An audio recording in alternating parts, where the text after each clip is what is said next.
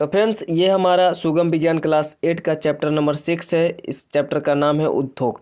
इसमें हम लोग अति लघु और लघु को देख रखा है। इस वीडियो में हम लोग दीर्घ उत्तरीय प्रश्न देखेंगे। तो अगर आप चैनल पर नए चैनल को सब्सक्राइब करके बेल आइकन को प्रेस कर दें ताकि आने वाले वीडियो की नोटिफिकेशन सबसे पहले आप तक पहुंच जाए। यहाँ पे पहला क्वेश्चन है, जमशेदपुर औद्योगिक संकुल का भौगोलिक विवरण देना है। ठीक है, तो यहाँ पर स्वर्ण रेखा और खरकई नदियों के संगम पर टाटा नगर रेलवे स्टेशन से उत्तर जमशेदपुर शहर यानी कि झारखंड राज्य में अवस्थित है। इस औद्योगिक संकुल क्षेत्र के लिए गुरुमाहिसानी, बादाम पहाड़ एवं नोवामुंडी से लोहा यानी लौह अयस्क, झरिया से कोयला, सिंह भूमि से मैग्नीज और उड़ीसा के वीरमित्रपुर से चूना पत्थर एवं डोलोमाइट प्राप्त होता है। आरंभ में कोयला तापीय ऊर्जा और वर्तमान में स्वर्ण रेखा परियोजना से जल विद्युत की सुविधा इसे उपलब्ध है। स्वर्ण रेखा और खरकई नदियों का जल एवं जनजातीय क्षेत्र होने के कारण सस्ते श्रमिक मिलने की यहाँ सुविधा है। और कोलकाता नागपुर मुंबई रेलवे मार्ग, कोलकाता गया राजमार्ग एवं कोलकाता बंदरगाह की सुविधा के कारण इसके उत्पादों के लिए राष्ट्रीय एवं अंतर्राष्ट्रीय बाजार भी उपलब्ध हैं। तो ये सारे भौगोलिक सुविधा इनको उपलब्ध है, यहाँ इस क्षेत्र को उपलब्ध है। ठीक है, दूसरा नंबर क्वेश्चन है, बेंगलुरु में सूचना प्रौद्योगिकी उद्योग के विकास का साधारण वर्णन करना है। बेंगलुरु कर्नाटक की राजधानी है। दक्कन पठार पर अवस्थित इस शहर का जलवायु सालों भर मृदु रहता है। इसकी तुलना कैलिफोर्निया स्थित जो अमेरिका में है सिलिकॉन घाटी से की जाती है। बेंगलुरु शहर में ज्ञान आधारित उद्योग के विकास की सारी सुविधाएं मौजूद है। इस राज्य में सबसे अधिक इंजीनियरिंग कॉलेज है जिनसे प्रशिक्षित लोग मिल जाते हैं। यहाँ शोध करने वाले कई उच्च स्तरीय संस्थान जैसे भारतीय अंतरिक्ष अनुसंधान संगठन, हिंदुस्तान एरोनॉटिक्स लिमिटेड आदि कार्यरत हैं। इस शहर के अनुकूल जलवायु ने भी विदेशी कंपनियों को यहाँ आने के लिए आकर्षित किया है। कर्नाटक की सरकार ने भी सूचना प्रौद्योगिकी उद्योग को बढ़ावा देने के लिए कई कदम उठाए हैं। फलस्वरूप यहाँ इंफोसिस और विप्रो जैसी कंपनियाँ कार्यरत हैं। तो ये है इनका विकास का कारण, इन सारे जो सुविधा है वही है विकास का कारण। ठीक है, और तीसरा नंबर है, अहमदाबाद में सूती वस्त्र उद्योग का विकास हुआ है। क्यों हुआ है? तो अहमदाबाद में जो है यहाँ सूती वस्त्र उद्योग का पहला कारखाना 1859 में खुला था। यहाँ इस उद्योग के विकास के लिए सभी भौगोलिक सुविधाएं उपलब्ध है। कच्चा माल जो कपास है यहाँ आसानी से उपलब्ध है। निकटवर्ती समुद्र के कारण कताई और बुनाई के लिए आदर्श जलवायु दशाएं उपलब्ध है। कुशल और अकुशल दोनों तरह के श्रमिक निकटवर्ती राज्यों से मिल जाते हैं। सड़क एवं रेलमार्ग की सुविधा के कारण बाजारों तक उत्पाद पहुंचाना आसान है। साथ ही मुंबई एवं कांडला पत्तनों की सुविधा भी इसे प्राप्त है। पश्चिम घाट की जल विद्युत परियोजनाओं से यहाँ ऊर्जा मिल जाती है। इन सभी सुविधा के कारण अहमदाबाद में सूती वस्त्र उद्योग का विकास हुआ है। और अगला चौथा नंबर क्वेश्चन है, उद्योगों का वर्गीकरण प्रस्तुत करना, जो कि काफ़ी, चूंकि ये दीर्घ है तो ये काफ़ी लॉन्ग है। ठीक है, उत्तर है कि कच्चा माल, कच्चा तथा तैयार माल की मात्रा एवं भार, पूंजी, निवेश, स्वामित्व और प्रमुख भूमिका के आधार पर उद्योगों का वर्गीकरण किया जाता है। तो यहाँ पे इतने सारे आधार है, इसके आधार पर उद्योगों का वर्गीकरण किया जाता है, जिसमें कच्चा माल के आधार पर उद्योग को प्रमुख वर्ग है। पहला है कृषि आधारित उद्योग। जिस उद्योग में कच्चा माल पादपों या जंतुओं से आता है उसे कृषि आधारित उद्योग कहते हैं, जो कृषि से आता है। ठीक है, तो ये सारे कृषि हैं। कच्चा माल पादप से आता है या फिर जंतु से आता है, तो ये सब सारे कृषि कार्य में आते हैं। तो ये सारे जो भी है, सूती कपड़ा हुआ, कागज हुआ, खाद्य तेल हुआ, ये पादप से आते हैं। यहाँ पे चमड़ा जंतु से आते हैं। दूसरा है खनिज आधारित उद्योग। जिस उद्योग के लिए कच्चा माल खनिजों से आता है उसे खनिज आधारित उद्योग कहते हैं। खनिज आधारित उद्योगों का उत्पाद अन्य उद्योगों का पोषण करता है। उदाहरण लौह इस्पात और पेट्रोकेमिकल आदि, ये सारे हैं जो अन्य उत्पादों का पोषण करता है। अर्थात बोले तो लौह इस्पात उद्योग जो है, इससे रिलेटेड कई सारे उद्योग होंगे। ठीक है, तो ये जो है इसका पोषण करेगा। जैसे लौह इस्पात से बनता है कि जैसे गाड़ी का पार्ट कई सारे बनते हैं, तो उससे रिलेटेड वहाँ पे कंपनी होंगे।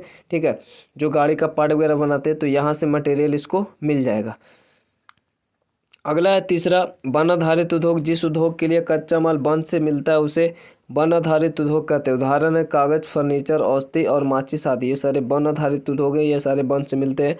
चौथा, समुद्र आधारित उद्योग। जिस उद्योग के लिए समुद्र या सागर से कच्चा माल आता है उसे समुद्र आधारित उद्योग कहते हैं। उदाहरण समुद्र, खाद्य प्रसंस्करण और मत्स्य तेल आदि जो है सारे समुद्र में मिलते हैं, इसलिए समुद्र आधारित उद्योग है। चूँकि ये काफ़ी लंबा है और एनसीईआरटी के अनुसार अगर देखें तो ये थोड़ा सा और शॉर्ट हो सकता है, चूँकि ये भारतीय भवन सुगम के अनुसार इसमें इतना सारे उद्योगों का जो वर्गीकरण है पढ़ना है। फिर है कच्चा तथा तैयार माल की मात्रा में भार के आधार पर उद्योग को 2 वर्ग किए जाते हैं। पहला हल्का उद्योग है।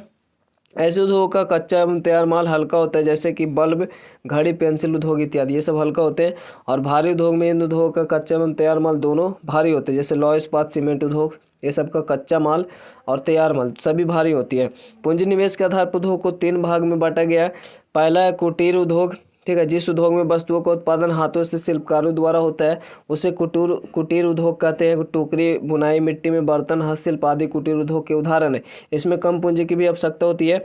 और लघु उद्योग, जिस उद्योग में पूंजी निवेश और उत्पादन कम होता है, पूंजी निवेश और उत्पादन कम होता है, उसे लघु उद्योग कहते हैं। यानी कि कुटीर उद्योग से थोड़ा सा ज़्यादा इसमें पूंजी लगेगा, लेकिन फिर भी पूंजी इसमें कम होता है, उत्पादन कम होता है, लघु उद्योग कहते हैं। और जबकि ये तो घरेलू में होता है, जो कुटीर उद्योग है वो घरेलू रूप से होता है। बृहत उद्योग, जिस उद्योग में पूंजी निवेश बहुत अधिक होती है और उत्पादन भी अधिक होती है, उसे बृहत उद्योग कहते हैं।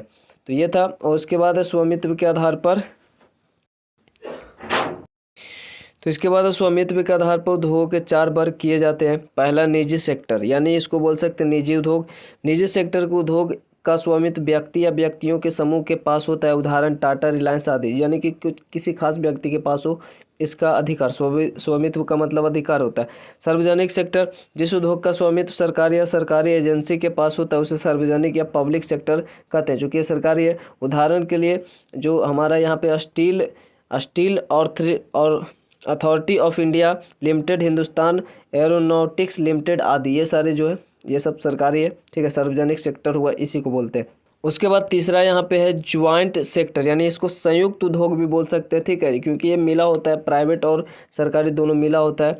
तो इन उद्योगों का स्वामित्व सरकार और निजी मालिकों द्वारा साझा किया जाता है, उदाहरण मारुति, दिल्ली मेट्रो आदि, ये सारे मिला हुआ है। सरकारी सेक्टर जिसमें सहकारी होता है, ठीक है, ये अलग होता है, जिसमें मजदूर और जो काम करने वाले लोग होते हैं जो, ठीक है, सभी मिलजुल कर इसमें पूंजी निवेश करते हैं। जैसे कि अभी बोल रहे हैं, इस सेक्टर में श्रमिक और उत्पादक आपस में मिलजुल कर पूंजी निवेश करते हैं और मुनाफे बराबर की भागीदारी पाते हैं। लेकिन ये इसमें थोड़ा सा सरकार का मतलब सरकार इस पर नज़र रखती है, ठीक है, कि ये कुछ गलत नहीं कर सकते। तो ये ऐसा होता है थोड़ा सा। बाकी यहाँ पे ये लोग पूंजी लगाते हैं, ठीक है, बराबर का हकदार होते हैं। उदाहरण जैसे अमूल होगा, लिज्जत हो गया, पापड़ जो है पापड़ बनाने वाली ये कंपनी है लिज्जत, सुधा डेयरी आदि, ये सब सहकारी समिति है, सहकारी सेक्टर है। और इसके बाद है प्रमुख भूमिका के आधार पर उद्योग 2 प्रकार के होते हैं। एक होता है आधारभूत उद्योग, एक होता है उपभोक्ता उद्योग। आधारभूत उद्योग मतलब कि जो आधार का काम करता है, आधार का, ठीक है, जिनके उत्पादों या कच्चे माल पर दूसरे उद्योग निर्भर हो उन्हें आधारभूत उद्योग कहते हैं, ठीक है। जैसे लौह उद्योग था, उस पर कई सारे उद्योग निर्भर है, जैसे लौह इस्पात, तांबा और यहाँ पे गाना ऐसा लिखा हुआ, बट यहाँ पे नहीं होगा।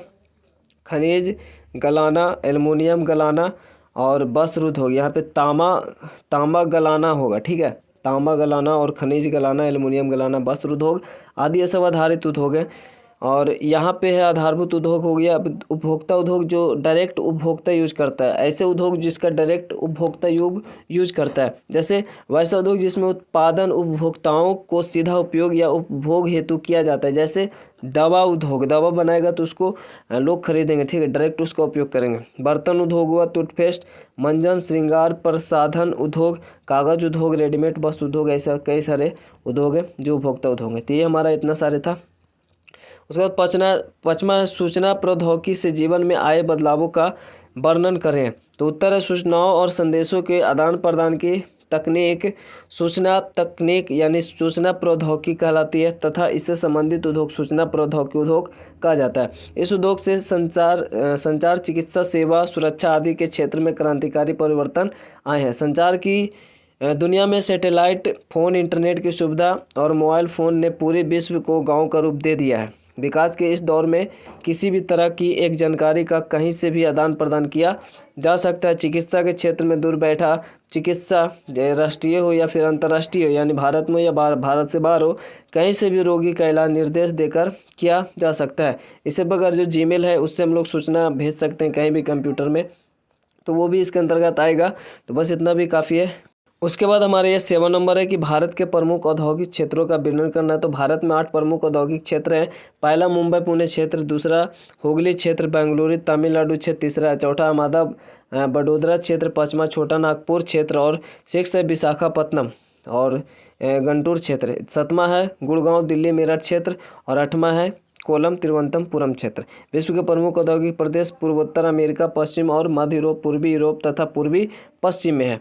तो ये हुआ था, छोटा है बट इसको भी, और अब इसके बारे में जैसे ये हुआ पहला, हमारा पहला था मुंबई पुणे क्षेत्र, तो इसके बारे में लिख सकते हैं थोड़ा सा। हुगली क्षेत्र, इसके बारे में थोड़ा सा लिख सकते हैं। तो ये थोड़ा सा और लंबा होता बट इतना काफ़ी है, ठीक है। सिर्फ यहाँ पे बोल प्रमुख औद्योगिक क्षेत्रों का विवरण देना है, ठीक है। 7वां, वस्तु उद्योग के स्थानीयकरण में सहायक कारकों का विस्तार पूर्वक बताना है, ठीक है। कि वस्त्र उद्योग के स्थानीयकरण में कौन कौन सा कारक है जो सहायता करता है। तो जैसे कि कच्चा माल, जलवायु, ये सब सारे कारक हैं जो स्थानीयकरण में सहायक करते हैं। तो इसको थोड़ा सा हम लोग विस्तार पूर्वक देखते हैं।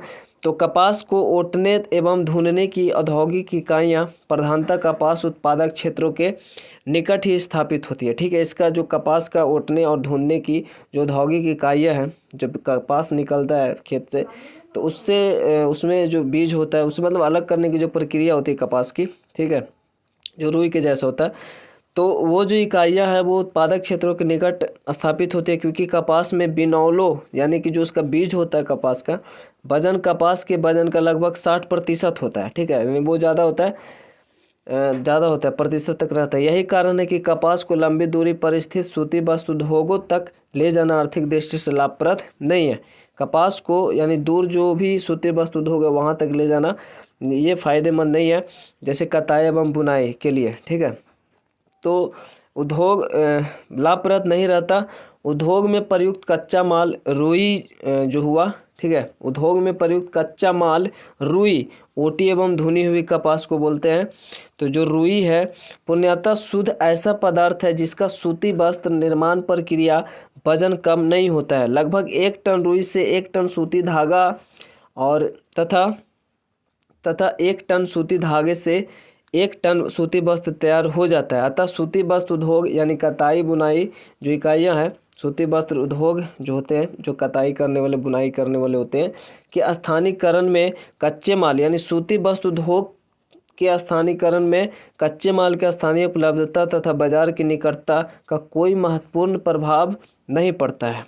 यही कारण है कि विश्व में सूती वस्त्र उद्योग की स्थापना काफ़ी विकेंद्रित यानी कि इधर उधर भी होता है, ठीक है, रूप से देखने को मिलती है। वर्तमान में कच्चे माल के स्थानीय उपलब्धता तथा बाजार की निकटता के अतिरिक्त स्थानीयकरण के अन्य कारकों का प्रभाव अधिक महत्वपूर्ण है। इनमें सस्ते श्रमिकों की पर्याप्त उपलब्धता, नम व आर्द्र जलवायु, शक्ति संसाधनों की उपलब्धता जिससे ऊर्जा मिलता हो, पर्याप्त जल की सुलभता जैसे रंगाई धुलाई हेतु, और परिवहन के सुगम साधन एवं सस्ती व विस्तृत भूमि जैसे कारक प्रमुख भूमिका निभाते हैं। तो ये है स्थानीयकरण की जो कारक है, मेनली रूप से ये है, ठीक है, जो कि हमने ऊपर भी समझाने के लिए ऊपर उतना लिखा हुआ है, और बाकी हमें उससे समझ में आता है कि जो प्रभावित करने वाला कारक है वो मेनली रूप से ये है जो कि नीचे लिखा हुआ है। उसके बाद 8वां है बोकारो औद्योगिक संकुल का विवरण दें।